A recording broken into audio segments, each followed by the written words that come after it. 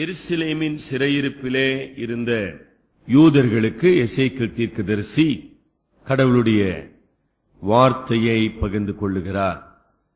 சிறையிருப்பில் இருந்த யூதர்களுக்கு எருசலேமின் சூழ்நிலைகள், அரசியல் நிலைகள், அங்கு நடைபெற்றுக் கொண்டிருக்கிற ஆட்சி முறை, ராஜாவாக இருக்கின்ற சிதேக்கியா, இவர்களை பற்றிய நல்ல அறிவு உண்டு.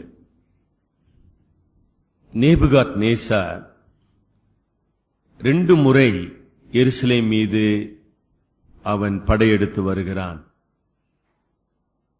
ஆக அவன் முதல் முறை படையெடுத்து வந்தபோது இந்த 17ஆம் அதிகாரத்தினுடைய சரித்திர பின்னணியை நான் உங்களுக்கு நினைவுபடுத்த விரும்புகிறேன். அவன் படையெடுத்து வந்தபோது யோயாக்கின் என்கிற ராஜா ஆட்சி புரிந்து கொண்டிருந்தான். அவனை அவன் வீழ்த்தி யோயாக்கிம் என்கிற அவனுடைய மகனை சிறைப்பிடித்து எருசலேமுக்கு சிறை கைதியாக கொண்டு செல்லுகிறான். யோயாக்கிம், மறந்துடக்கூடாது அந்த பேரு. அவன் கர்த்தருக்கு முன்பாக பொல்லாப்பானதை செய்தான். அதாவது எரேமியா தீர்க்கதரிசியினுடைய எச்சரிப்புகளையும் கடுமையான வரப்போகிற பாபிலோனின் அரசினுடைய படையெடுப்பின் குறித்து முன்னறிவிக்கப்பட்டும் தன்னுடைய இருதயத்தை அவன் கடினப்படுத்தப்படினாலே அவன் விலங்கிடப்பட்டு எடுத்து செல்லப்படுகிறான். பிற்பாடு அவனுடைய சிறிய தகப்பனாகிய சிதேக்கியாவை பாபிலோன் ராஜா எருசலேமின் ராஜாவாக நியமிக்கிறான்.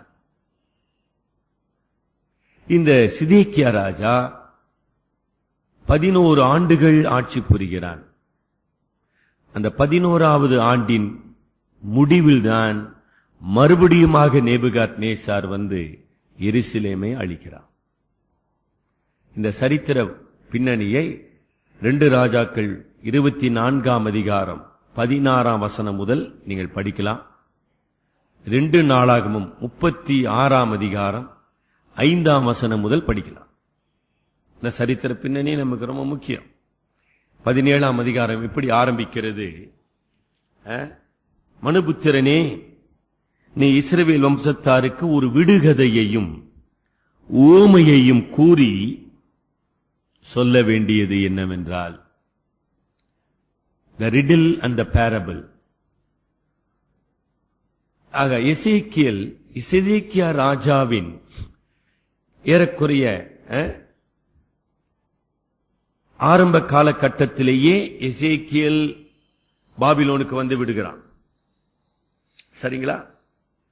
சிதேக்கியா ராஜாவின் ஆட்சி அவனுக்கு தெரியாது, அங்க என்ன நடந்து கொண்டு இருக்குதுன்னு தெரியாது, ஒன்னும் தெரியாது. ஆனா அங்கிருந்த மூப்பர்கள் 14ஆம் அதிகாரத்தில் நம்ம வாசித்தோம். எசேக்கியேல் 14ஆம் அதிகாரத்தில் மூப்பர்கள் அவனுக்கு முன்பாக வந்து உட்கார்ந்தார்கள். யார் அந்த மூப்பர்கள்? யூத வம்சத்திலே தலைவர்கள், the leaders. அவர்களுக்கு நன்றாக தெரியும். சரிங்களா? ஆக இந்த 17ஆம் அதிகாரத்தில் ஊமையாக சொல்லப்பட்ட கழுகு, கேதுரு, திராட்சை செடி, இல்லைங்களா, 3 பதங்களை நம்ம பார்த்தோம். 2 கழுகுகள். முதல் கழுகு நேபுகாத்நேசாரை குறிக்கிற கழுகு. சரிங்களாமா? 3ஆம் வசனத்தில் ஆமா, பெரிய கழுகு, வல்லமையுள்ள கழுகு, பெரிய கழுகு என்று சொல்லும். கழுகு பறவைகளின் அரசன். Eagle is a king of the birds. வல்லமையுள்ள ஒரு பேரரசின் மன்னனாகிய நேபுகாத்நேசாரை அது குறிக்கிறது. அந்த கழுகு லீபனோனில் உள்ள கேதுருவின் மேல் வந்து அமர்ந்தது. கேதுரு மரம் தாவீதின் வம்சத்தை குறிக்கிற ஒரு அடையாள சொல். அந்த கேதுரின் மரத்தின் நுனியை அது பிடித்து, இல்லைங்களா, அதை கொழுந்துகளை கொய்து அதை வர்த்தக தேசம் பாபிலோனுக்கு கொண்டு போனது. 4ஆம் வசனம். பிற்பாடு 5ஆம் வசனத்தை விதைகளில் ஒன்றை எடுத்து அதை பயிர் நிலத்திலே போட்டு என்ன நம்ம பார்க்கிறோம் இல்லைங்களா? 2 நாளாகமம் 36ஆம் அதிகாரத்துக்கு திருப்பிக் கொள்ளுங்க. 2 நாளாகமம் 36ஆம் அதிகாரம். அங்கதான் அந்த பாபிலோன் ராஜா என்ன செய்கிறார் என்றதை நீங்க பார்க்கலாம். 10ஆம் வசனம். மறு வருஷத்தின் ஆரம்பத்திலே அவனையும் சிதேக்கியாவை யூதாவின் மேலும் போதுங்களா? இதான் நடக்கும். இது எசேக்கியேலுக்கு தெரியாதுங்க. எசேக்கியேல் அங்க இல்ல. எசேக்கியேல் சிறையிருப்புல இருக்க. ஆக நேபுகாத்நேசார் இந்த சிதேக்கியா ராஜாவை ஒரு தனக்கு கீழ் செயல்படுகிற ஒரு சிற்றரசனாக ஏற்படுத்தி அவனோடு கூட ஒரு உடன்படிக்கை செய்கிறான். அதே 2 நாளாகமம் 36ஆம் அதிகாரம் 13ஆம் வசனம் படி. இங்க சிதேக்கியா ராஜாவை பத்தி எழுதப்படுதுங்க.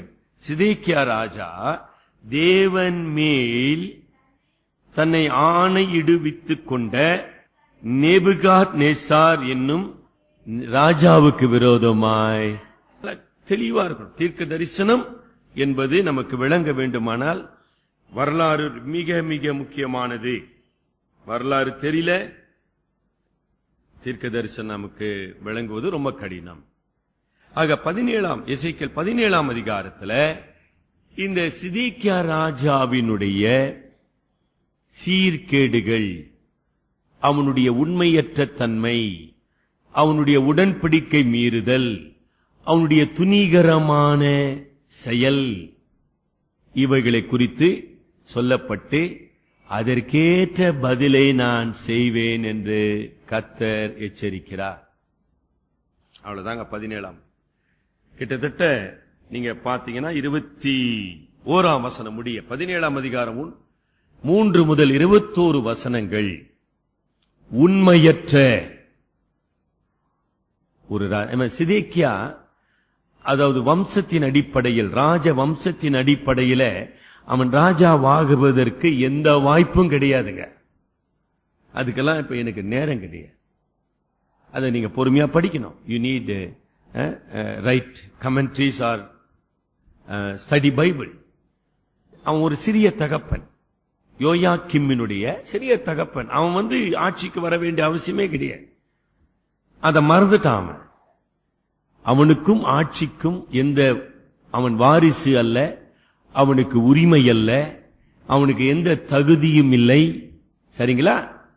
அப்படிப்பட்ட ஒரு சிதேக்கியாவை நேபுகாத்நேசார் அவனுடைய அதிகாரத்தின் அடிப்படையில, அவனுடைய உடன்படிக்கையின் அடிப்படையில, வா நீ கொஞ்சம் ஆட்சி செய்ப்பா, நான் சொல்றத ஒழுங்கா செஞ்சுன்னு ஆட்சி புரிஞ்சுன்னு இத புரிஞ்சுக்கணுமா மாணவா? புரிஞ்சிக்க மாட்டேன்றோமே. எல்லாமே இப்படிதான் ஆரம்பிச்சிடறோம். ரட்சிக்கப்படும் போது அல்லாஹ் ஆண்டவரே நீர் தான்றோம். ரட்சிக்கப்பட்ட முன்பா நீ யார் யான்றோம்.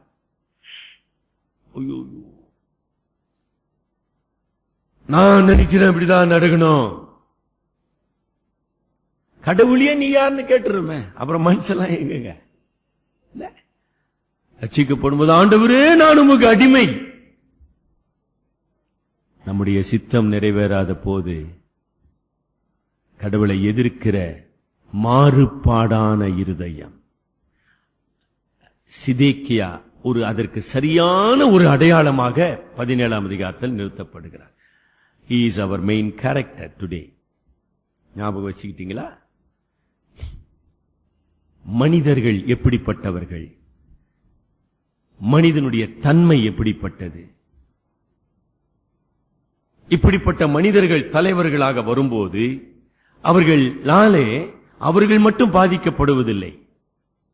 முழு இஸ்ரவேல் ராஜ்யம், முழு யூத குடும்பம் அப்படியே சின்ன பின்னமாக்கப்பட்டது. கவனிச்சிங்களா? சரியா? தயவு செய்து படி. அவங்க சொல்றாரு 17 அப்படியே தவிடு பொடி ஆக்கிட்டான், கொளுத்துனா நேபுகாத்நேசார். சிதேக்கியாவை நம்ம ஏற்கனவே படிச்சல எரேமியால வருது. அவனை உன் நாட்டுல கூட கொல்லக்கூடாதுரா நீ. அதாவதுங்க பாபிலோனியர்கள் வந்துங்க ஈவு இரக்கமற்ற ஒரு ஜாதிங்க. நீ நல்லா புரிஞ்சுக்க வேணாம். யாருகிட்டடா நம்ம மோதுறோம்? இன்னத்துக்கு மோதுறோம்? இவன் யார் இந்த நேபுகாத்நேச்சார்? தெரிய வேணாம். எதிரிய பத்தி ஒரு அழிவு வேணாங்க. என்னது? the cruelest race of the history, Babylonian. சரியா? நீங்க பைபிள் படிச்சது இல்லையா? படிக்கல. என்ன பண்றதுங்க? இப்படிதான் நம்ம இருக்கிறோம். குழந்தையை சுமந்து கொண்டிருக்கிற தாய் இன்னிடத்திலிருந்து அந்த குழந்தைய பிடிங்குமா? கொஞ்ச நேரம் ஒரு நிமிஷம் அப்படி யோசனை பண்ணி பாருங்க. குழந்தைய சுமந்து பால் குடிக்கிற குழந்தையை சுமந்து கொண்டு இருக்கிற தாய் அந்த குழந்தைய அப்படி பிடுங்கி பாபிலோனிய போர் வீரர் என்ன தெரியுமா செய்வான்? அப்படி செவுத்துல பாருங்க, இப்படி பிடிங்க, இப்படி ஒரு அடி அடிப்பான் செவுத்துல, அப்படி செதறி விழும் குழந்தை. இதான் நடந்ததுங்க. நான் கதையா சொல்லுகிறேன். நான் சீரியல் அங்க ஓட்டி நில்லப்பா. உனக்கு படிக்க தெரியல, சரித்திரம் தெரியல. நம்ம வேதம் படிக்க வந்திருக்கிறோம். புரிஞ்சுதுங்களா? இதுக்கு மேல ஒன்னும் புரிய வைக்க வேண்டிய அவசியம் இல்லை. அப்படிப்பட்ட கொடூர ஜாதி தான் பாபிலோனிய ஜாதி. அந்த சொல்றான் பாருங்க, திருநெல்வேலிக்கு அல்வான்னு. இவரு சிதேக்கியா நினைச்சாரு திருநெல்வேலிக்கு அல்வா கொடுக்கலாம் சார்னு. எங்களுக்கு அப்ப அல்வா கொடுத்துனுக்கிற குடிப்பான். அந்த கோப வெறியோடு வந்து நேபுகாத்நேச்சார் அத இரண்டாவது படையெடுப்பின் போதுதான் அப்படியே மண் மேடாக்குறான், வெற்றான். அப்படியே ஒரு உயிரோடு இருக்கூட சீவிட அத்தனை பெரிய. அது நடப்பதற்கு சில ஆண்டுகளுக்கு முன்னதாக இந்த 17ஆம் அதிகாரத்தை எசேக்கியேல் தீர்க்கதரிசி பாபிலோன்ல இருக்கிற யூதர்களுக்கு தீர்க்க தரிசனமாக அறிவித்துக் கொண்டிருக்கிறார். நல்லா கவனிச்சிங்க. இப்ப புரிஞ்சிச்சிங்களா 17ஆம் அதிகாரம் என்னன்னு? எவ்வளவு முக்கியமான அதிகாரம்னு புரிஞ்சிச்சா? நல்லா புரிந்து கொள்ள வேண்டும். சரி, இன்றைக்கு ஏன் சார் அந்த 17ஆம் அதிகாரத்தை படிச்சுன்னு இருக்கணும்? நல்லா கவனிங்க. பாபிலோன் அரசனாகிய நேபுகாத்நேச்சார் அவன் கடவுளை அறியாத, விருத்த சேதனம் இல்லாத ஒரு அரசன். சிதேக்கியா தாவீதின் வம்சத்தில் வந்த கடவுளுடைய மக்கள் என்று பெயர் கொண்ட, நல்லா கவனிக்கணும், he claimed that he is of the Jewish nation, the covenant people of God, உடன்படிக்கையின் மக்கள், கர்த்தராகிய யெகோவாவை வணங்குகிற மக்கள் அப்படின்னு உரிமை பாராட்டின ஒரு சிதேக்கியா ராஜா. இந்த சிதேக்கியா ராஜா விருத்த சேதனம் இல்லாத நேபுகாத்நேச்சாருக்கு ஒரு உடன்படிக்கை செய்கிறான் இல்லீங்களா? அதுதான் அங்க சொல்லும். 2 நாளாகமம் 36ஆம் அதிகாரம் 13ஆம் வசனத்தை, தேவன் மேல் தன்னை ஆணை இடுவித்துக் கொண்ட நேபுகாத்நேச்சார். அப்ப சிதேக்கியா ராஜாவை கொண்டாடி நிறுத்தப்பா, நீ ஆட்சி புரிய போற, உறுதி பிரமாணம் எடுக்கிற இல்லீங்களா? எப்படிப்பா எடுக்க போற சிதேக்கியா ராஜா? நான் ஆராதிக்கிற கர்த்தராகிய யெகோவாவின் மீது ஆணையிடுவித்துக் கொள்ளுகிறேன். நேபுகாத்நேச்சாராகிய உமக்கு நான் கீழ், உம்முடைய அதிகாரத்தின் கீழ் ஒரு உண்மையுள்ள சிற்றரசனாக இருப்பேன். He took the oath in the name of Lord Jehovah. தெளிவா இருக்கிறோமா எல்லாரும்? எசேக்கியேல் 17ஆம் அதிகாரத்தில் 17ஆம் அதிகாரம் 18ஆம் வசனம் என்னமா சொல்லுது? இதோ இவன் கையெடுத்து கொடுத்திருந்தும் உடன்படிக்கையை முறித்து போட்டு ஆணையை அசட்ட பண்ணினான். இப்படி எல்லாம் செய்தவன் தப்புவதில்லை. நல்லா கவனிச்சீங்களா? நேபுகாத்நேச்சார் ஒரு புறஜாதியா. என் பேர்ல ஆணையிடுப்பா, எங்க தெய்வத்தின் பேர்ல ஆணையிடுப்பான்னு சொல்ல. உங்க தெய்வம் உன்னதமான தெய்வமா இருக்கட்டும், ரொம்ப நல்லதுங்க, அந்த தெய்வத்தின் பேர்ல ஆணையிடுப்பா. அப்ப சிதேக்கியா ராஜா எவ்வளவு உண்மையுள்ளவனாக, எவ்வளவு கவனம் உள்ளவனாக எவ்வளவு நேர்மையுள்ளவனாக அவன் செயல்பட்டிருக்க வேண்டும். ஒன்றுமே இல்லை. அவனை பத்தி தான் படிக்க போறோம். ஆக அவனோடு கூட அவன் மட்டும் சார் செஞ்சான். நீங்க அங்க பாத்தீங்கன்னா இல்லைங்களா, இங்க வருதுங்க அதே இல்லைங்களா, இங்க வருதுங்களா, 2 நாளாகமம் 36 அதிகாரத்தம் 14 வசனம் படிங்க. 2 நாளாகமம் 36:14 ஆசாரியரில் பிரதானமானவர்கள் யாவரும் ஜனங்களும் புற ஜாதிகளுடைய சகல அருவருப்புகள் நிமித்தமும் மிகவும் துரோகம் பண்ணி கர்த்தர் எருசலேமிலே பரிசுத்தம் பண்ணின அவருடைய ஆலயத்தை தீட்டுப்படுத்தினார்கள். புரிஞ்சுதுங்களா? தலைவர்கள், ஆசாரியர்கள், பிரபுக்கள், இதெல்லாம் நம்ம போன வாரம் நான் நினைவுபடுத்தினேன். ஆக சிதேக்கியா ராஜா மாத்திரமல்ல. சரிங்களா? பிற்பாடு எசேக்கியேல் 17 அதிகாரத்தின் 2வது ஊமையினுடைய 2வது பகுதியில 7வது வசனத்திலே இன்னமா போட்டிருக்குது, பெரிய செட்டைகளையும் வேறொரு பெரிய கழுகு என்பது எகிப்து நாட்டின் ராஜாவாகிய பார்வோனை குறிப்பது. ஆக சிதேக்கியா ராஜா நேபுகாத் நேசாரால் ராஜாவாக்கப்பட்டான். நேபுகாத் நேசாரோடு உடன்படிக்கை செய்யப்பட்டான். நேபுகாத் நேசாருடைய மேற்பார்வையில் அவனுடைய ஆட்சியின் கீழ் அவன் உண்மையுள்ளவனாக செயல்பட வேண்டும். எரேமியா தீர்க்கதரிசி அதை ஒரு குழந்தைக்கு சொல்லிக் கொடுப்பது போல சொல்லிக் கொடுக்கிறார். சிதேக்கியா ராஜாவே, நீ நேபுகாத் நேசாருக்கு கட்டுப்பட்டு செயல்படுப்பா. நீ அவனை எதிர்க்க முற்படாத, அவனுக்கு விரோதமா கலகம் பண்ணாத, அவனோடு செய்த உடன்படிக்கை மீறாத. எரேமியாக்கு வயசு அதிகமாயிருச்சு, ரொம்ப வயசானவர், நொந்து போனவர். இந்த எரேமியாவை தான் அவன் நுகத்தடியில கட்டி வேடிக்கை பார்த்து ரசித்துக் கொண்டிருந்தவன் தான் இந்த சிதேக்கியா. அப்போ சொல்றார், பா, கடவுள் உனக்கு ஒரு நல்ல வாய்ப்பை கொடுத்திருக்கிறார். நீ கடவுளுடைய நாமத்துக்கு பயந்து கர்த்தருக்கு பிரியமானதை செய்ப்பா. தாவீதினுடைய வம்சத்துல நீ ஒரு ராஜாவாக வந்திருக்கிற, ஒரு அரிய வாய்ப்பை நீ பெற்றிருக்கிற. இந்த இஸ்ரவேல் மக்களையும் யூத மக்களையும் நீ கடவுளிடமாக திருப்ப வேண்டாம். இதுக்கு மேல என்ன சொல்லணும்ன்றீங்க? என்ன சொல்லணும்ன்றீங்க? நீ எதிர்பார்க்காத ஒரு ராஜ பதவி உனக்கு கொடுக்கப்பட்டிருக்குதுப்பா. பார், உன் கண்ணு முன்னாலேயே யோயாக்கிம் உண்மையான வாரிசு விலங்கிலிடப்பட்டு பாபிலோனுக்கு கொண்டு போகப்பட்டிருக்கிறான். நீ ஏன்பா முரட்டாட்டம் பண்ற? நீ ஏன் திமிருகிறாய்? திமிருதல் அர்த்தம் ரிவோல்ட்டிங், ரிபல்லிங். ஏன்பா அப்படி செய்யற? நீ யூத மக்களை மனம் திரும்புதலுக்குள்ளாக வழி நடத்து. கடவுள் வெறுக்கிற அருவருப்பான காரியங்களை விலக்கி போடு. எல்லாம் புத்திமதி சொல்லிச்சுங்க. போட்டுக்குதுங்களா? 2 நாளாகமம் 36 அதிகாரம் 12 வசனம். தன் தேவனாகிய கர்த்தரின் பார்வைக்கு பொல்லாப்பானதை செய்தான். அவன் கர்த்தருடைய வாக்கை உரைத்த எரேமியா என்கிற தீர்க்கதரிசிக்கு முன்பாக. இன்னைக்கு அப்படிதான் இருக்கிறோம்.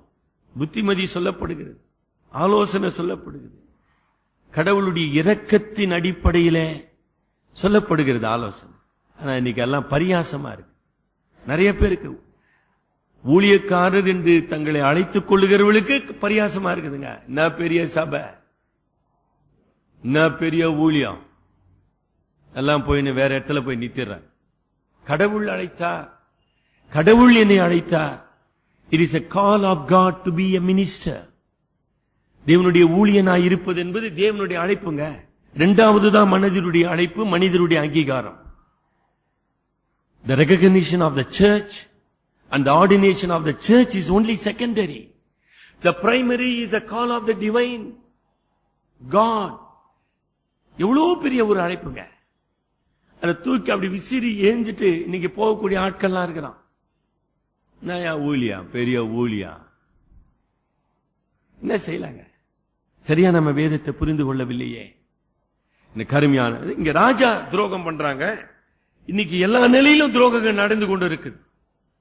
ராஜாக்கள் மாத்திரமல்ல, in every level every sphere of human life, there is breaking of the covenant.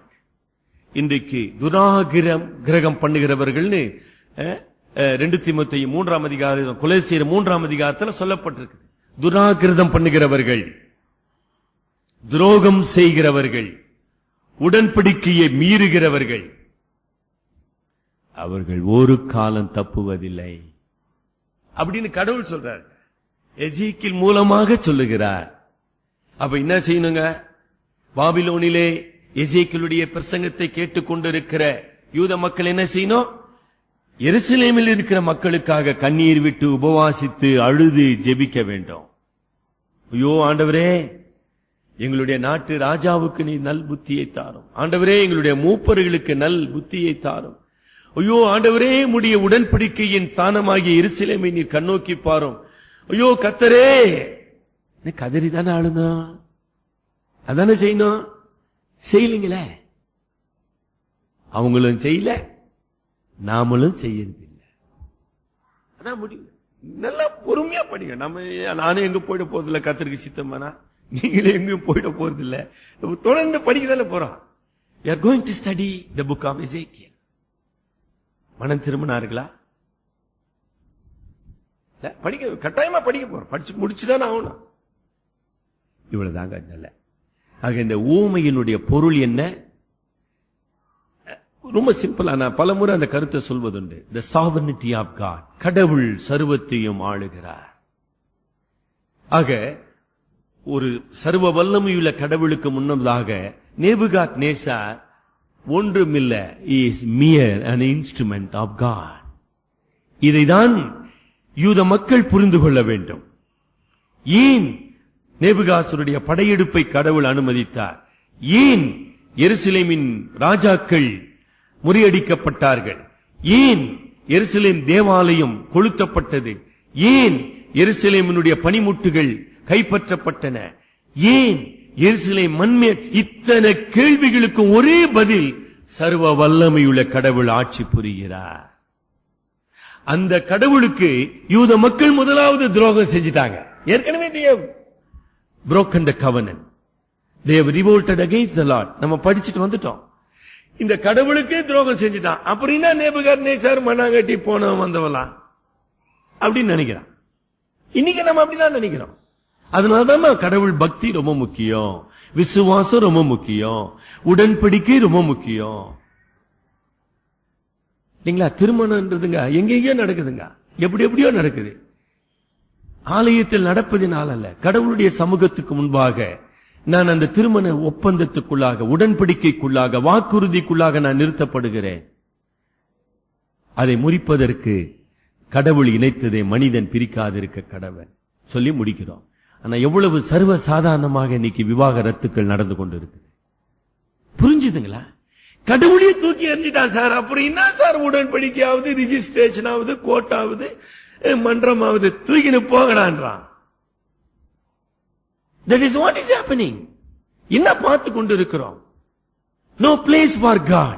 கடவுளுக்கே என் வாழ்க்கையில் அதிகாரம் கிடையாது. கடவுளுக்கே இல்லைன்னா அப்புறம் நீ என்னடா சொண்டக்கான்றான். Who are you? அதான கேள்வி. நீ யாரு? இந்த கேள்வி கேட்டவன் தாங்க இந்த சிதேக்கியா. சொல்லி கொடுத்தார் கடவுள். அவர் ஒன்னும் மறக்கிறதே கிடையாதுங்க. அரசன் அன்று கொள்ளும், கடவுள் நின்று கொள்ளும். கடவுள் கொள்ளும், ஆனா நின்று கொள்ளும் அப்படின்னு நம்முடைய முன்னோர்கள் சொல்லி இருக்கிறார். அதனால இன்றைக்கு காலையில எனக்கு அருமையானவர்களே, உடன்படிக்கை மீறுதல் என்கிற முக்கியமான படிப்பினை எசேக்கியேல் 17ஆம் அதிகாரத்தின் படிப்பினையை குறித்து நான் மிக வேகமாக சொல்லி முடிக்க விரும்புகிறேன். அதனுடைய பிந்தின பகுதி 22ஆம் வசனம் முதல் 24ஆம் வசனம் வரைக்கும் இப்படிப்பட்ட, அதாவது கடவுள் ஏன் ராஜாக்களை ஏற்படுத்தினார் என்கிற நிலையிலே வீழ்ந்து போன, பிரயோஜனமில்லாமல் அழிந்து போன தாவீதின் வம்சத்திலிருந்து மறுபடியும் ஒரு துளிர் தோன்றி, ஒரு கிளை எழும்பி, அவர் மேசியாவாக இந்த உலகத்துக்கு வளப்போகிறார். அதுதாங்க இல்லைங்களா? 22 முதல் 24 குறிப்பா 22 23 வசனங்கள் எசேக்கியேல் தீர்க்கதரிசியினுடைய மேசியாவை குறித்த முன் அறிவிப்பு. வரப்போகிற மெய்யான தாவீதின் குமாரனாகிய மேசியா, மெய்யான ராஜாவாகிய இயேசு கிறிஸ்து, அவர் சீயோனின் மேல் நிறுத்தப்படுவார். இல்லைங்களா? இந்த நாட்களிலே சிலுவை பாடுகளை பற்றி நம்ம தியானித்துக் கொண்டிருக்கிறோம். பாலர் பவனி நம்ம நினைவு கூற போகிறோம். எருசலேமிலே பவனி வந்த போது அந்த ஒலிவ மலையில் தான் ஆண்டவராகிய இயேசு கிறிஸ்து நின்று கொண்டிருந்தார். அந்த ஒலிவ மலையிலிருந்து தான் எருசலேமை பார்த்து கண்ணீர் விட்டார். ஆக அந்த ஒலிவ மலையில் தான் இவரே தாவீதின் குமாரன், தாவீதின் குமாரனுக்கு ஓசனா, கர்த்தருடைய நாமத்தினாலே வருகிற ஒரு ஓசனா என்று ஆர்ப்பணிக்கப்பட்டவர் அவர் தாங்க. 22 23 என்ன பியூட்டிஃபுல். இந்த உலகத்தினுடைய ராஜ்யங்கள் அழிந்து போகும், ராஜாக்கள் ஒழிந்து போவார்கள். என்றும் மாறாத இரட்சகராகிய ராஜா, the savior king is not a mere king. அந்த இரட்சகராகிய ராஜா இந்த எருசலேமுக்கு வருவார். அதே ஒலிவ மலையிலிருந்து அவர் மேலே வானத்துக்கு எடுத்துக் கொள்ளப்படுகிறார் உயிர்த்தெழுந்த பிற்பாடு. It's a beautiful predicament of the Messiah. Prediction of Messiah.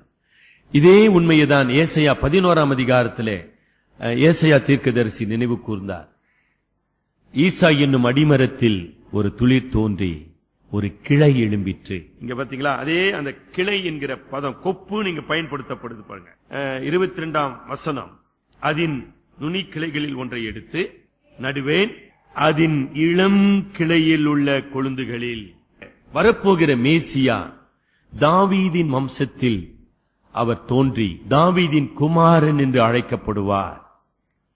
அவருடைய ராஜ்யம் இல்லைங்களா, அதை நான் நாட்டுவேன். 23 வசனத்துல, அதன் கொப்புகளை விட்டு கனித்தந்து மகிமையான கேதுருவாகும், அதன் கீழே, நல்லா கவனிக்கிறீங்களா, சகலவிதமான பட்சி ஜாதிகளும் தங்கி அதன் கிளைகளின் நிலையிலே தாபரிக்கும். அதுதான் இன்றைக்கு நீங்களும் நானும் அமர்ந்து கொண்டு இருக்கிறோம் திருச்சபையில். இவ்வளவுதான் அங்க சொன்னப்பட்ட விஷயம். 23 வசனத்துலதான் சகலவிதமான உலகத்தின் ஜாதிகள் அதன் நிழலிலே வந்து அடையி தங்கி தாபரிக்கும். எப்படி படிக்கணும்? தீர்க்க தரிசன வசனங்களை சரித்திர பின்னணியோடு சேர்ந்து நாம படிக்கும் போதுதான் தீர்க்க தரிசனம் நமக்கு விளங்கும். சரிங்களா? செதேக்கியாவை குறித்து ஒரு சில காரியங்களை சொல்லி நாம் முடிப்போம். ஆக நேபுகாத் நேசார் ஆனாலும் சரி, எகிப்து தேசத்தின் பார்வோன் ஆனாலும் சரி, அவர்கள் அனைவரும் சர்வ வல்லமையுள்ள தேவனுடைய சித்தத்தை செய்கிற கருவிகள். They are mere instruments in the Almighty God. அதை புரிந்து கொள்ள வேண்டும். ஆக கடவுளுடைய ஆளுகைக்குள்ளாக வைக்கப்பட்டிருக்கிற இந்த உலகம், இந்த உலகத்தின் ஆட்சியாளர்கள் அனைத்தும் தேவனுடைய சித்தத்தை, ultimately they are fulfilling the purpose and the plan of the sovereign God. அதுதான் அவர் சொல்ற. 24 வசனம் மறுபடியும் படிக்கலாங்களா? 17-24. அப்படியே கர்த்தராகிய நான் உயர்ந்த விருட்சத்தை தாழ்த்தி, இந்த சிதேக்கியா, ஒரு நிமிஷமா, சிதேக்கியா நினைச்சா நானே தாவீதின் வம்சம், நாங்கள் தேவனுடைய உடன்படிக்கையின் மக்கள், ஆமா, நாங்க யாருக்கு அடிமைகள் கிடையாது, யாரும் எங்களை அடிமைப்படுத்த முடியாது, யாரும் எங்களை அழிக்க முடியாது, கர்த்தருடைய வாசஸ்தலமாகிய தேவாலயம் இங்க இருக்குது, யாரும் அதுக்குள்ள உள்ள நுழைய, இப்படி எல்லாம் கனவு கண்டு கொண்டிருந்தார்கள். அப்படிதான் நாமள கனவு காண்றோம். தாழ்த்தி தாழ்ந்த விருட்சத்தை உயர்த்தினேன் என்றும், நான் பச்சையான விருட்சத்தை பட்டுப்போக பண்ணி பட்டுப்போன விருட்சத்தை தலைக்க பண்ணினேன் என்றும் வெளியின் விருட்சங்கள் எல்லாம் தெரிய வரும். கர்த்தராகிய நான் இதை சொன்னேன், இதை நிறைவேற்றினேன் என்று. ஆமா, 17 அதிகாரத்தில் சொல்லி முடிச்சிட்டாரு. பாபிலோன்ல எருசலேம் அழிந்தது. என்ன சார்? சிதேக்கியாவினுடைய உடன்படிக்கை மீறுதல். சிதேக்கியா ஆவிக்குரிய ரீதியாக 3 தவறுகளை செய்கிறான், உடன்படிக்கை ரீதியாக 3 தவறுகளை செய்கிறான். அதுதான் இன்னைக்கு உங்களுக்கு எனக்கும் படிப்பினை. What we learn from this part of prophecy. இன்றைக்கு இந்த தீர்க்க தரிசனம் எனக்கு என்ன கற்றுக் கொடுக்கிறது இல்லையா? முதலாவது, என்னுடைய வாழ்க்கையை நான் இன்று ஒரு நிலையிலே கடவுள் என்னை வைத்திருக்கிறார். நான் அதற்கு தகுதியற்றவன், நான் அதற்கு வாரிசு கிடையாது. செதேக்கியா உணர வேண்டிய முதல் நிலை, I am not worthy to be the king of Jews. எனக்கு அந்த தகுதியும் கிடையாது, எனக்கு உரிமையும் கிடையாது, எனக்கு யோகிதையும் கிடையாது. அங்கதாங்க ஆரம்பமாகணும். ஒவ்வொரு நீங்களும் இன்றைக்கு நம்ம திருச்சபையில இருக்கிறோம், திருச்சபையில விசுவாசிகளாக இருக்கிறோம், இன்னும் ஊழியத்தில் இருக்கிறோம், என்னென்னவாக இருக்கிறோம். இவைகள் எல்லாம் தகுதியற்ற என்னை, ஒன்றுக்கும் உதவாத என்னை கர்த்தர் தெரிந்து கொண்டார். கர்த்தர் என்னை இந்த நிலையிலே வைத்திருக்கிறார். இந்த நிலையிலே கர்த்தருடைய சித்தத்தை செய்கிறவனாக நான் இருக்க வேண்டும். சரிங்களா? எப்படி சிதேக்கியா ராஜா ஆணையிட்டு கொடுத்தானோ அவ்விதமாக நீங்களும் நானும் யாருக்கு ஆணையிட்டு கொடுத்திருக்கிறோம்? நமது ஆண்டவராகிய இயேசு கிறிஸ்துவுக்கு நம்முடைய ஞான ஸ்நானத்தின் மூலமாக ஆணையிட்டு கொடுத்திருக்கிறோம். ஆண்டவரே, நான் உமக்கு சொந்தம். ஆண்டவரே, நான் உமக்கு அடிமை. ஆண்டவரே, நான் உம்முடைய சீஷன். ஆண்டவரே, நான் உம்முடைய ஊழியன். இதானே சொல்லுகிறான். இனி நான் அல்ல. சொல்லிட்டுமா? சொல்லி அப்ப என்னங்க செய்யணும்? எதற்காக கடவுளினை நாட்டினார்? என்ன அழகா போட்டிருக்குது பாருங்க. 17ஆம் அதிகாரம் 8ஆம் வசனம். கொப்புகளை விடுகிறதற்கும் கனியை தருகிறதற்கும் மகிமையான திராட்சை செடியாகிறதற்கும் இது மிகுந்த தண்ணீர்களின் ஓரமாக வா. உன்னை அப்படி வச்சிருக்கப்பா. நீ கடவுளை அறியாத நிலையில எங்கெங்கயோ எப்படி எப்படியோ இருந்த உன்னை கொண்டு வந்து நல்ல தண்ணீர் உள்ள நல்ல நிலத்திலே மதுரமான கனிகளை தருகிற திராட்சை செடியாக நான் உன்னை நட்டிருக்கிறேன். நீ கனிகளை தந்து கொண்டு இருக்கிறாயா? அப்ப என்னமா செய்யணும்? முதல் படிப்பின் என்ன? இந்த உலகத்துல எனக்கு பேர் பெருசல்ல, புகழ் பெருசல்ல, மேன்மை பெருசல்ல, நான் கனி தருகிறவனாக இந்த உலகத்துல வாழ வேண்டும். நல்லா கவனிச்சீங்களா? அதாங்க முதல் படிப்பின. சிதேக்கியா மறந்துட்டான். நீங்களும் நானும் மறந்துடுறோம். தாழ்வில் இருக்கும் போது நம்மை நினைத்தவரை, தாழ்வில் இருந்து நம்மை உயர்த்தினவரை, நம்மை வாழச் செய்கிற அற்புதமான கர்த்தரை மறந்துடுறோம். மறந்துட்டான். ஏன் கடவுள் என்னை ரட்சித்தார்? ஏன் என்னை மீட்டுக் கொண்டார்? அதாவது we easily forget, very often forget the purpose for which we are saved. நாம் ஏன் ரட்சிக்கப்பட்டோம் என்பதை மறந்து விடுகிறோம். ஆக முதல் உண்மை, நான் புகழ் பெற்றவனாக பேர் பெற்றவனாக இருப்பதல்ல கடவுளுடைய சித்தம். நான் கனி தருபவனாக இருப்பது கடவுளுடைய நோக்கம். அதுதான். அப்ப நான் கனி தருபவனாக எப்போது இருக்க முடியும்? கடவுளுடைய நடத்துதலுக்கு, கடவுளுடைய சித்தத்துக்கு என்னை தாழ்த்தி ஒப்பு கொடுக்கும் போது, whenever I submit to the ways and the will of the Father, I bear fruit. சரிங்களா? அந்த முதல் தவறை சிதேக்கியா செய்தான். அவனுக்கு கொடுக்கப்பட்ட நோக்கம் என்ன? அழைப்பு என்ன? நீ மிகுந்த தண்ணீர்களின் ஓரமாக நல்ல நிலத்தில் நடப்பட்டிருந்து கனிகளை தரும்படி. இரண்டாவது அவனுடைய தவறு என்ன? 2 நாளாகமும் 36 அதாங்க சரியான பகுதி. அங்க என்ன வருது நம்ம பார்க்கிறோம். 13ஆம் வசனத்தின் பிந்தின பகுதி படிங்க. இஸ்ரவேலின் தேவனாகிய கர்த்தரிடத்திற்கு திரும்பாத படிக்கு தன் கழுத்தை அழுத்தமாக்கி தன் இருதயத்தை எப்படி போட்டிருக்குது பாத்தீங்களா? தேவையில்லாம போட்டிருக்குதுங்க. ஆக முதலாவதாக அவன் கடவுளை எதிர்த்தான். கடவுளுக்கு விரோதமாக தன்னுடைய இருதயத்தை கடினப்படுத்தினான்.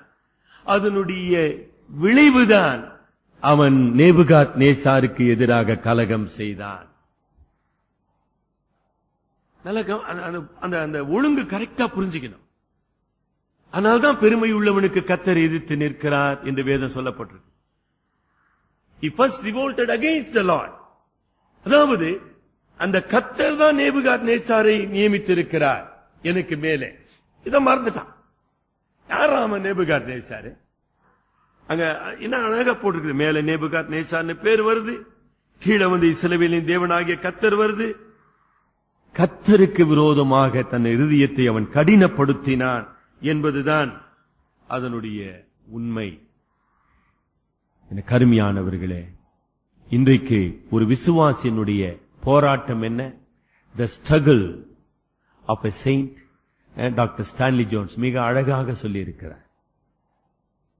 நான் சொல்றேன் அவருடைய brace. Sin is a problem of sinner. Self is a problem of saint. நீங்க எழுதி வைத்துக் கொள்ளலாம். டாக்டர் வி ஸ்டான்லி ஜோன்ஸ் யாருன்னு உங்களுக்கு தெரியணும். செல்ஃப் செல்ஃப், நான், எனது, எனக்கு.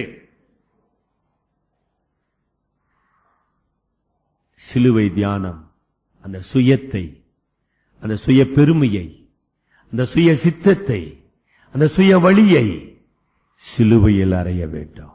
அதான சிலுவை. சிதேக்கியாக்கு சிலுவைனா என்னன்னு தெரியாதுங்கம்மா. உங்களுக்கு எனக்கு தெரியும் இல்லைங்களா? சிதேக்கியாக்கு அருபியாயிருக்கிற கடவுள் பத்தி தான் தெரியும். மனிதனாக வந்த தேவகுமாரனை தெரியாது. சிலுவையிலே ரத்தம் சிந்தின தேவ ஆட்டுக்குட்டி ஆகிய கிறிஸ்துவை சிதேக்கியாக்கு தெரியாதுங்க. உங்களுக்கு எனக்கு நல்லா தெரியும், ரொம்ப சூப்பரா தெரியுங்க. தெரிஞ்சு என்ன செய்யறோம்? என்ன செய்யறோம்? சிலுவையின் வழி, சிலுவையின் பாதை, சிலுவை சுமத்தல். என் நுகத்தை உங்கள் மேல் ஏற்றுக்கொண்டு என்னிடத்தில் கற்றுக்கொள்ளுங்கள். சிலுவையை மாத்திரல்லப்பா, ஒருவன் தன்னைத்தான் வெறுத்து சிலுவையை எடுத்துக்கொண்டு என்னை பின்பற்றாதவன் எனக்கு சீஷனா இருக்க மாட்டான். ரைட்டுங்கம்மா. அடுத்தது அதோடு நிறுத்தலையே, என் நுகத்தை உங்கள் மேல் ஏற்றுக்கொண்டு என்னிடத்திலே கற்றுக்கொள்ளுங்கள். அதான சீஷத்துவத்தின் அழைப்பு. ஆக சிதேக்கியா ராஜா இஸ்ரவேலின் தேவனாகிய கர்த்தருக்கு விரோதமாக தன்னுடைய இருதயத்தை கடினப்படுத்தினான். மூன்றாவது அவனுடைய தவறு என்ன? 2 ராஜாக்கள் 24 அதிகாரம் எடுங்க. 2 ராஜாக்கள் 24. இந்த சிதேக்கியா ராஜா பார்வோன் ராஜாவின் இடத்திலே என்ன செய்யறான்? ஒரு உடன்படிக்கையை போடுகிறான். உடன்படிக்கை இட்டு பார்வோன் ராஜாவை தனக்கு துணையாக அழைக்கிறான். துணையாக அழைத்து பாபிலோன படையெடுப்பின் போது நீ எனக்கு உதவி செய்ய, என்னோடு கூட போரிடு, உனக்கு நான் கப்பம் கட்டுகிறேன் அல்லது உனக்கு நான் பொக்கிஷங்களை தருகிறேன் என்று அவன் செய்ய முற்படுகிறான். இதுதாங்க நடந்த விஷயம். 24 அதிகாரம் 7ஆம் வசனம் படிங்க. வரவில்லை. எகிப்தின் நதி துவக்கி ஐபிராத் நதி மட்டும் எகிப்தின் ராஜாவுக்கு இருந்த யாவையும் பாபிலோன் ராஜா பிடித்தான். இப்படி எகிப்தின் ராஜாவை அவன் அடக்கி எகிப்தினுடைய எல்லையை அவன் குறைத்து எகிப்தினுடைய சகல சம்பத்தையும் அவன் சொந்தமாக்கி பாபிலோன் ராஜா ஆட்சி புரிந்து கொண்டிருக்கிறான். இப்படி ஆட்சி புரிகிற நேபுகாத் நேச்சாருக்கு எதிராக சிதேக்கியாவும் எகிப்தின் பார்வோனும் அவர்கள் கூட்டு சேர்ந்து சதி செய்து அவனுக்கு விரோதமாக கலகம் செய்ய முற்படுகிறார்கள். அந்த உண்மைதான் எசேக்கியேல் 17ஆம் அதிகாரத்தினுடைய பிந்தின பகுதியிலே சொல்லப்படுகிறது. மூன்றாவதாக சிதேக்கியாவின் தவறு என்ன? கலகம் செய்வது மாத்திரமல்ல, நேபுகாத் நேச்சாருக்கு விரோதமாக உடன்படிக்கை மீறுதல், பிரேக்கிங் த கவனன்ட். அது ஒரு அரசியல் ரீதியாக மிக தவறான ஒரு காரியம். மனித ரீதியாக ஒரு கேவலமான it is a shameful thing to break a covenant. ஒரு சின்ன வார்த்தை சொன்னாலும் சரி, சின்ன காரியம் செய்தாலும் கூட அதிலே நாம் சொல் தவறுவோமானால், நாம் உடன்படிக்கை மீறுவோமானால் அது மிக கேவலமான, மிக தாழ்வான, தரக்குறைவான ஒரு செயல் பொதுவாக. ஆனா இங்கு கடவுளுடைய நாமத்தினாலே ஆணையிட்டு கொடுக்கப்பட்ட ஒரு உடன்படிக்கையை சிதேக்கியா மீற முன் வருகிறான். அது ஏன் முன் வருகிறாமா? அதுக்கு அவனுடைய சார்பிலே 3 தவறுகளை செய்கிறான். சிதேக்கியா ஏன் உடன்படிக்கையை மீற முன் வருகிறான்? முதலாவது, அவனுடைய தவறின் காரணம் ஒரு தவறான நோக்கத்தை கொள்ளுகிறான். என்ன தவறான நோக்கம்? பாபிலோனிய ஆட்சியிலிருந்து தன்னை விடுவித்துக் கொள்ள வேண்டும். It is a false aim. ஒரு தவறான லட்சியம், ஒரு தவறான நோக்கம். ஆனா கடவுளுடைய திட்டம், நீ நேபுகாத்நேச்சாருடைய ஆட்சியின் கீழ் இருக்க வேண்டும். சரிங்களா? 2, ஒரு ஃபால்ஸ் ட்ரஸ்ட். இந்த எகிப்தின் ராஜாவாகிய பார்வோனை நம்பி இந்த நேபுகாத்நேச்சாரை எதிர்க்க அவன் முற்படுகிறான். ஒரு தவறான நம்பிக்கை, தவறான லட்சியம், தவறான நம்பிக்கை. 3வது, அவனுடைய உள்ளத்திலே காணப்பட்ட தவறான மனநிலை. Is a false character. உண்மையற்ற நிலை, உண்மையற்ற நிலை, unfaithfulness. அந்த உண்மையற்ற நிலைய 3 விதத்தில் நம்ம புரிந்து கொள்ள வேண்டும். முதலாவதாக, சிதேக்கியா தன்னுடைய தாழ்வை நினைவு கூறவில்லை. கடவுள் உயர்த்தினதை அவன் நினைவு கூறவில்லை. கடவுள் எதற்காக ராஜாவாக உயர்த்தினார், அதிலே உண்மையுள்ளோடு அவன் செயல்படவில்லை. கடவுளுக்கென்று அவன் கனி கொடுக்கிறவனாக வாழவில்லை. 2வது, அவன் தவறான கூட்டு சேர்ந்து உடன்படிக்கை மீறுகிறவனாக மாறுகிறான். இப்படி உடன்படிக்கை மீறுவதற்கு 3 தவறான நோக்கங்களை, தவறான செயல்களை அவன் செய்கிறவனாக காணப்படுகிறான். எப்போது ஒரு மனிதன் உடன்படிக்கை மீறுகிறவனா மாறுறான் அப்படின்றதுக்கு ஒரு சின்ன விளக்கம் கொடுக்க ரொம்ப யோசிக்கணும். நம்ம நினைக்கிறோம், நான் மனுஷகிட்ட தானே சார் உடன்படிக்கை செய்தேன், மனுஷர்கிட்ட தானே நம்ம செய்யறோம், கடவுளுக்கு இதுல என்ன சம்பந்தம் அப்படின்னு. தாவீதின் வாக்குல ஒரு வசனம் படிக்கலாங்களா? சங்கீதம் 51:4 படிங்க. சங்கீதம் 51:4. தேவரீர் ஒருவருக்கே விரோதமாக பாவம் செய்தேன், உமது கண்களுக்கு முன்பாக பொல்லாதானதை நடப்பித்து உமது நீதி விளங்கவும், நீ நியாயம் தீர்க்கும் போது உம்முடைய பரிசுத்தம் விளங்கவும். இங்கு 51ஆம் சங்கீதம் 4ஆம் வசனத்துல தாவீது ராஜா நினைவு கூறுகிற உடன்படிக்கை, ஏத்தியனாகிய உரியாவின் மனைவியாகிய பத்சேபாளை அவன் எடுத்துக்கொண்டான் பாருங்க. அதான் உடன்படிக்கை மீறுதல். அப்ப சொல்றான், தாவீது சொல்றான், நான் உரியாவுக்கு விரோதமாக மட்டுமல்ல ஆண்டவரே, உமக்கு முன்பாக, தேவரே பரிசுத்தரே, உமக்கு முன்பாக நான் பாவம் செய்தேன். ஆக மனிதரோடு செய்யப்படுகிற உடன்படிக்கையை நாம் மீறும் போது நாம் பரிசுத்த கடவுளுக்கு முன்பாக மீறுகிறோம். அதான் உண்மை. Unfaithfulness to man is unfaithfulness to God. மிகப்பெரிய ஒரு உண்மை. அதுதான் சிதேக்கியாவுக்கு எசேக்கியேல் ராஜாவின் மூலம், எசேக்கியேல் தீர்க்கதரிசியின் மூலமாக ஆண்டவர் உணர்த்த விரும்புகிறார். Unfaithfulness to man is unfaithfulness to God. 2வது குறிப்பு அதுல, சிதேக்கியா ராஜா, அவன் ராஜாவாக ஏற்படுத்தப்படுகிறான். எல்லாருமே தான் எனி கால், தீர்க்கதரிசியாக, ஆசாரியனாக, ராஜாவாக கடவுள் ஒரு மனிதனை தெரிந்து கொள்ளுகிறார், ஒரு மனிதனை நியமிக்கிறார். எதற்காக ராஜாவாக நம்ம நியமிக்கப்பட்டான் சிதேக்கியா? சவுல் கடவுளுடைய மக்களை கடவுளுடைய பாதையிலே வழி நடத்த, கடவுளுடைய நியாய பிரமாணத்தை கைக்கொள்ள செய்ய, கடவுளுக்கு அவர்கள் உண்மை உள்ளவர்களாக வாழும்படி செய்ய, இதானே அவனுடைய வேலை. ஆக நான் கடவுளுக்கு உண்மையற்றவனாக போகும்போது கடவுள் எனக்கு கொடுத்த பொறுப்பிலே நான் உண்மையற்றவனாக மாறி போகிறேன். Very simple. When I become unfaithful to God, I become unfaithful to the ministry given to me. எனக்கு கொடுக்கப்பட்ட பணியிலே, சார் எங்களுக்கு ஒன்னும் யாரும் பணி கொடுக்கலையே சார். பணி கொடுக்கலீங்களா நமக்குலாம்? கொஞ்சம் பேர் மறந்துட்டீங்களா? 1 பேதுரு 2ஆம் அதிகாரம் 9ஆம் வசனம் படிங்க. 1 பேதுரு 2:9. 1 பேதுரு 2:9.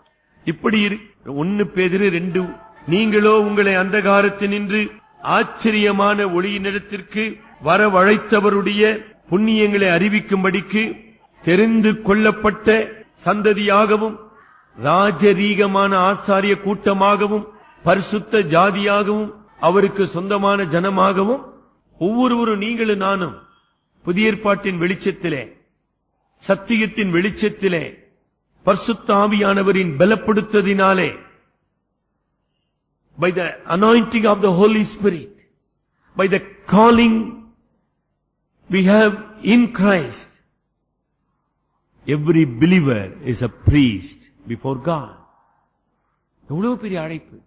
ஒவ்வொரு விசுவாசி ஒரு ஆசாரியனாக, ஒரு தீர்க்கதரிசியாக இந்த உலகத்தில் வைக்கப்பட்டிருக்கிறார். அவனுடைய தனிப்பட்ட வாழ்க்கையின் மூலமாக, குடும்ப வாழ்க்கையின் மூலமாக, சபையின் வாழ்க்கையின் மூலமாக கடவுள் செயல்பட விரும்புகிறார். கடவுளுக்கு அவன் சேவை செய்து கடவுளுக்கு மக்களை ஆதாயப்படுத்த வேண்டியவனாக இருக்கிறான். அதான் அழைப்பு. எத்தனை முறை சொல்றார் எபேசியர்ல 4ஆம் அதிகாரத்தை, உங்கள் அழைப்பை திரும்பி பாருங்கள், உங்களுக்கு கொடுக்கப்பட்ட அழைப்பை திரும்பி பாருங்கள். கொரிந்து திருச்சபையாரே, தேவன் உங்களுக்கு கொடுத்திருக்கிற அழைப்பை தெரிந்து கொள்ளுங்கள். It's a call of God. ஆக எவன் கடவுளுக்கு உண்மை உள்ளவனாக அற்றவனாக போகிறானோ அவன் கடவுளுடைய பணிக்கு உண்மையற்றவனாக போகிறான். மூன்றாவது, இப்படி உடன்படிக்கை மீறுவது ஒரு துணிகரமான பாவம்.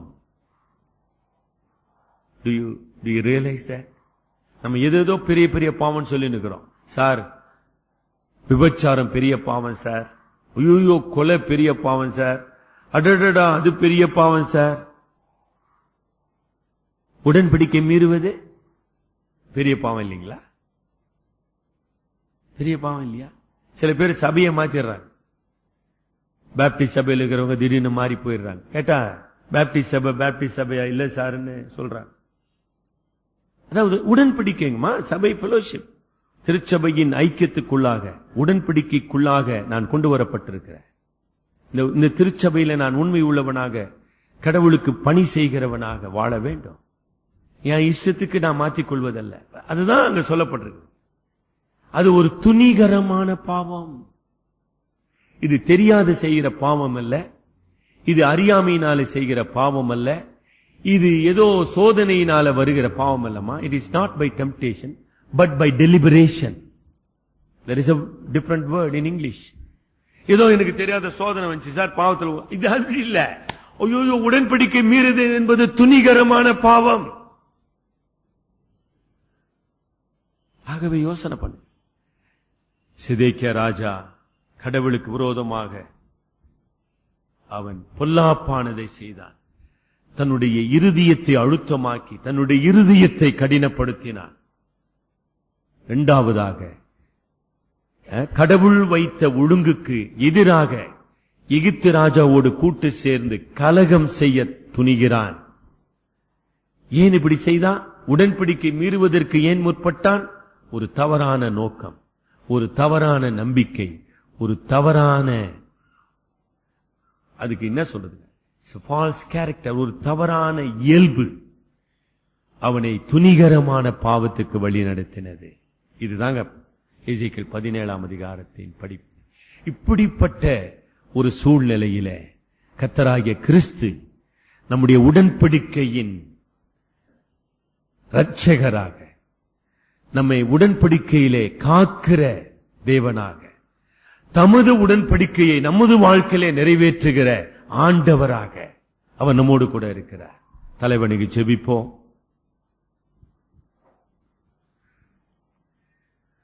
காலை வேளையிலே எசேக்கியேல் தீர்க்கதரிசியின் மூலமாக தேவன் நம்மோடு பேச விரும்புகிற உண்மை, நம்முடைய அழைப்பு, நம்முடைய பணி, நம்முடைய உடன்படிக்கை, நம்முடைய உண்மை, இந்த காரியங்களை நாம இதயத்தில் வைத்துக் கொள்வோம். நம்முடைய அழைப்பு எப்படிப்பட்டது? அந்தகாரத்தின் இன்று ஆச்சரியமான ஒளிக்கு, அடிமைத்தனத்திலிருந்து பரிசுத்த சுதந்திர வாழ்வுக்கு, தேவனற்றவர்களாக இஸ்ரவேலின் காணியாட்சிக்கு புறம்பாக இருந்த நம்மை அவருடைய சுதந்திர வாளிகளாக, அவருடைய சுவிகார புத்திரராக தேவன் தெரிந்து கொண்டார். எவ்வளவு அற்புதமான கிருபை! அவருடைய விலையேற பெற்ற ரத்தத்தினாலே நம்மை மீட்டுக் கொண்டார். எவ்வளவு அற்புதமான அன்பு! ராஜாக்களும் ஆசாரியர்களுமாக நம்மை ஏற்படுத்தினார். எவ்வளவு உன்னதமான ஸ்லாக்கியம்! It's a glorious privilege to be called children of God. அப்பா பிதாவே என்று கூப்பிட பண்ணுகிற ஆவியை தேவன் நமக்கு தந்திருக்கிறார். இந்த தேவனுக்கு நாம் உண்மை உள்ளவர்களாக இருக்கிறோமா? நம்முடைய குடும்பத்திலும், நம்முடைய சமுதாயத்திலும், நம்முடைய சபையிலும் தேவனுக்கு நமக்கு ஒரு பணியை கொடுத்திருக்கிறார். God has entrusted a ministry. 1 தீமோத்தேயு 1:12 பவுல் சொல்லுகிறது போல, என்னை உண்மை உள்ளவன் என்று எண்ணி என்னை தெரிந்து கொண்ட தேவன், என்னை அழைத்த தேவன், என்னை ஊழியத்திற்கு ஏற்படுத்தின தேவன். இந்த தேவனுக்கு நாம் உண்மை உள்ளவராக இருக்கிறோமா? இந்த பணியை அவருக்கு நாம் செய்து கொண்டிருக்கிறோமா? கடவுளுடைய எச்சரிப்பின் சத்தம், அவன் தப்புவதில்லை. உடன்படிக்கையை மீறுகிறவன் தப்புவதில்லை. நானே நீதி செய்கிற தேவன். இந்த காலை வேளையிலும் பரிசுத்த தேவனை விட்டு, பரிசுத்த அழைப்பை விட்டு, பரிசுத்த ஊழியத்தை விட்டு நாம் விலகி சென்றிருப்போமானால் நாம் மனம் திரும்ப வேண்டும். அன்புள்ள ஆண்டவரே, இந்த காலை வேளையிலும் நீர் எங்களோடு பேசினதற்காக நான் நன்றி செலுத்துகிறோம். தேவரே, எங்களுடைய தாழ்வை நாங்கள் நோக்கி பார்க்க எவ்விதமாக நீர் எங்கள் மீது வைத்து முது உன்னதமான நாமத்துக்கும் ரட்சிப்புக்கும் நித்திய வாழ்வுக்கும் எங்களை சொந்தமாக்கினீர் என்பதை உணர்ந்து உம்மிடத்திலே நாங்கள் திரும்பி வர எங்களை வழி நடத்தும். இந்த உண்மையற்ற உலகத்தையும் பொய்யான காரியங்களை நாங்கள் நம்பி ஏமாந்து போகாதபடி உண்மையுள்ள தேவனாகிய உம்மை நம்பி உம்மை பின் செல்ல தேவரீர் எங்களை வழி நடத்தும். எங்கள் அருமை இரட்சகர் மூலம் வேண்டிக் கொள்ளுகிறோம் பிதாவே, ஆமேன். கர்த்தராகிய இயேசு கிறிஸ்துவின் கிருபையும் பிதாவாகிய தேவனுடைய மாறாத அன்பும் பரிசுத்த ஆவியானவரின் துணையும் பலனும் நம் அனைவரோடும் இன்றும் நிலைத்திருப்பதாக. ஆமேன். ஆத்துமாவே கர்த்தரை ஸ்தோத்திரி, என் முழு உள்ளமே பரிசுத்த நாமத்தை ஸ்தோத்திரி. என் ஆத்துமாவே கர்த்தரை ஸ்தோத்திரி, அவர் செய்த சகல உபகாரங்களையும் மறவாதே. ஆமென்.